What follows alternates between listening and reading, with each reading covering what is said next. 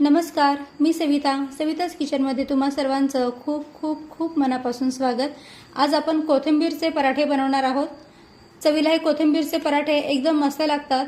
सकाळी नाश्त्यालाच नाही तर दुपारच्या जेवणासाठी किंवा रात्रीच्या जेवणासाठी सुद्धा तुम्ही हे पराठे बनवू शकता।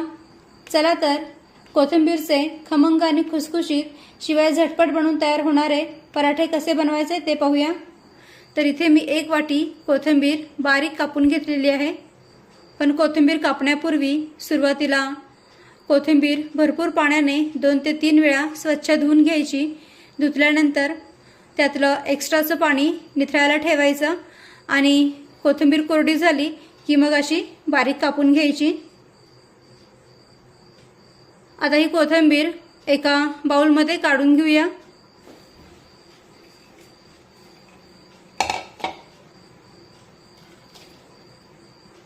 त्यानंतर या कोथिंबीरमध्ये 1 वाटी गव्हाचं पीठ टाकूया।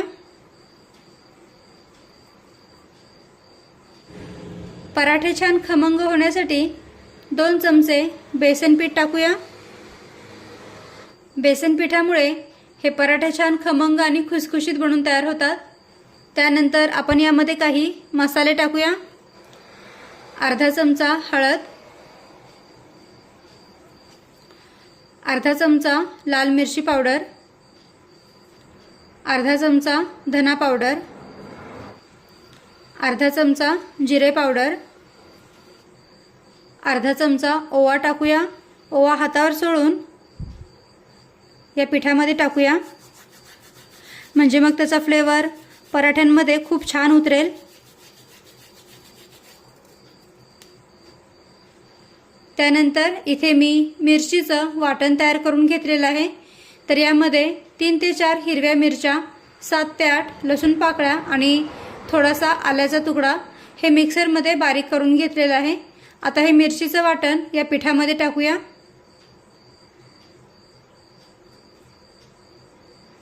आता हे मिरचीचं वाटण या पिठामध्ये टाकूया।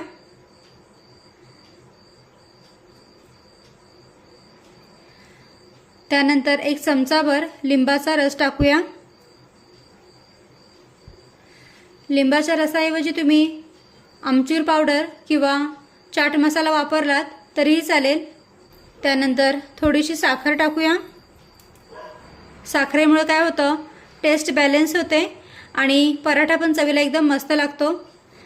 त्यानंतर चवीनुसार मीठ टाकूया। त्यानंतर तीळ टाकायचे राहिले होते तर तीळ 2 चमचे टाकूया।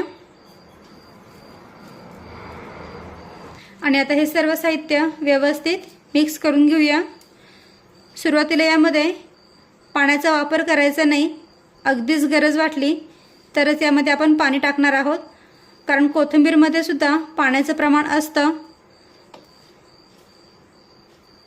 त्यामुळे अगदी गरजेनुसारच आपण यामध्ये पाणी टाकून हे पीठ मळून घेऊया। सुरुवातीला हे सर्व साहित्य व्यवस्थित मिक्स करून घेऊया। तर पहा, सर्व साहित्य व्यवस्थित मिक्स करून घेतलेलं आहे। आता यामध्ये अगदी थोडंसं पाणी टाकून हे पीठ आपण मळून घेऊया। तर लक्ष ठेवा, एकदम पाणी टाकू नका, अगदी थोडंसं टाका, कारण कोथिंबीरला सुद्धा पाणी सुटतं।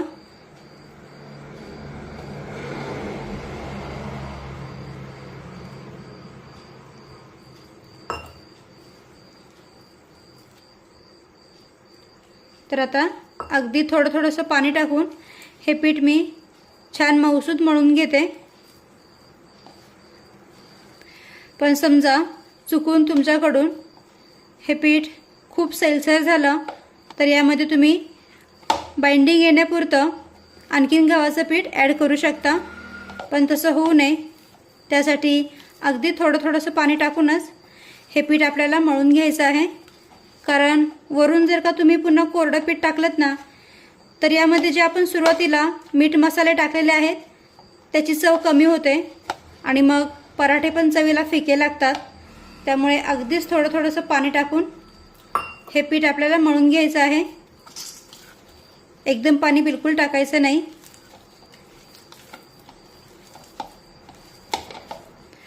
तर पहा, अगदी थोडं थोडंसं पाणी टाकून हे पीठ मी छानपैकी मऊसूद असं मळून घेतलेलं आहे। तुम्ही पाहू शकता हे पीठ छान मऊसूद झालेलं आहे।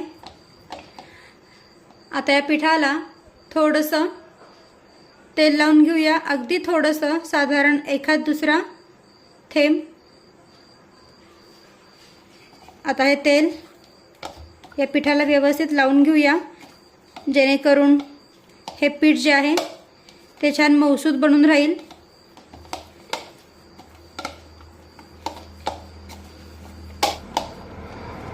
आणि आता फक्त 1-5 मिनिटांसाठी हे पीठ आपण झाकून ठेवूया आणि मग लगेचच पराठे लाटायला सुरुवात करूया। कारण जास्त वेळ हे पीठ ठेवायचं नाही, कारण कोथिंबीरमुळे हे पीठ लगेचच सैलसर होऊ शकतं। त्यामुळे फक्त 5 मिनिटांसाठी हे पीठ आपण झाकून ठेवूया। आणि आता 5 मिनिटे झालेली आहेत। पिठावरचं झाकण काढूया आणि हे पीठ पुन्हा एकदा अगदी हलक्या हाताने मळून घेऊया।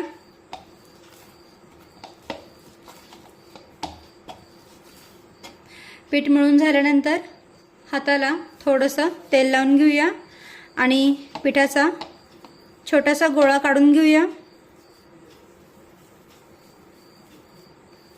साधारण लिंबाच्या आकाराचा पिठाचा गोळा काढून घेऊया। त्याला छान गोल आकार देऊन घेऊया, अशा पद्धतीने।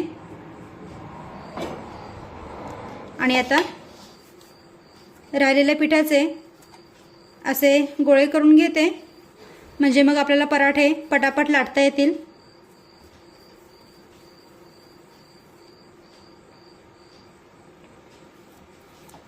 तर जेवढ्या आकाराचा पराठा तुम्हाला हवा आहे तेवढ्या आकाराचं पीठ घ्यायचं आणि त्याला छान गोल आकार देऊन घ्यायचा। आणि प्रत्येक वेळी हाताला तेल लावून घ्यायची गरज लागत नाही। तर पहा, इथे मी पराठे बनवण्यासाठी पिठाचे गोळे तयार करून घेतलेले आहेत। चला तर आता पराठे लाटायला सुरुवात करूया। आणि आता एक पिठाचा गोळा घेऊया आणि या पिठाच्या गोळ्याला कोरड्या पिठामध्ये बुडवून घेऊया।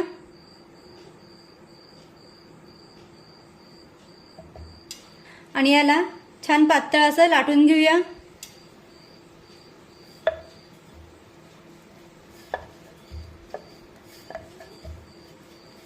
सगळीकडून एकसारखं लाटणं फिरून घ्यायचंय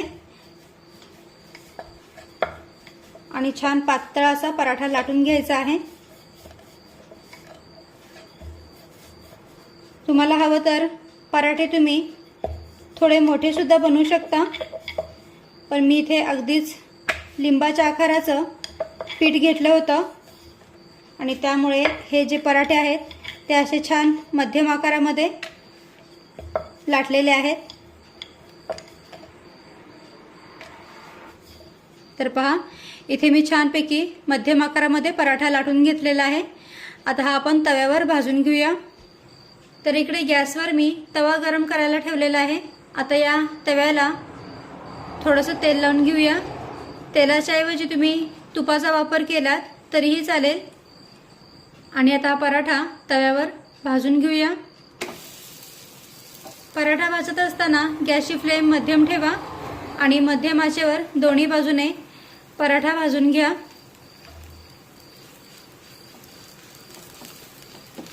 दोन्ही बाजूने पराठा छानपैकी भाजून घ्यायचा। आता दुसऱ्या बाजूने सुद्धा तेल लावून घेऊया।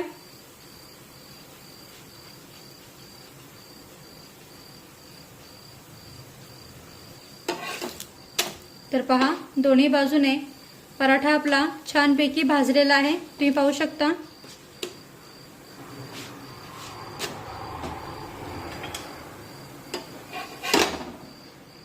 पहा किती मस्तपैकी पराठा बनवून तयार झालेला आहे। आता हा आपण काढून घेऊया। चाळणीवर काढून घेते, म्हणजे मग वाफेमुळे याला पाणी सुटणार नाही आणि हा ओलसर होणार नाही। आणि आता अशाच पद्धतीने राहिलेल्या सर्व पिठाचे पराठे लाटून घेऊया। तर पहा, एकाच वेळी मी तव्यावर 2-2 पराठे भाजून घेते, म्हणजे मग हे पराठे पटापट बनवून तयार होतात। आणि इथे आपले कोथिंबिरीचे पराठे बनवून तयार आहेत।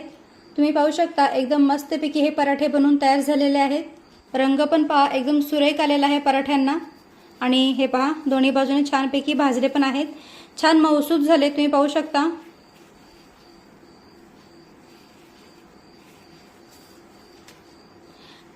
तर आपण घेतलेल्या साहित्यामध्ये एकूण 9 पराठे बनवून तयार झालेले आहेत। हे पहा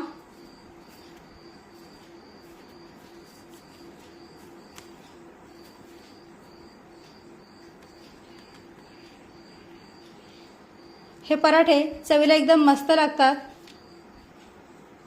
दह्यासोबत, टोमॅटो सॉस सोबत किंवा तुमच्या एखाद्या आवडीच्या लोणच्यासोबत तुम्ही हे पराठे खाऊ शकता, एकदम मस्त लागतात। नुसते जरी खाल्ले तरीही चवीला हे पराठे एकदम छान लागतात। तर तुम्ही सुद्धा अशा पद्धतीने कोथिंबिरीचे खमंग आणि खुसखुशीत पराठे नक्की करून पहा।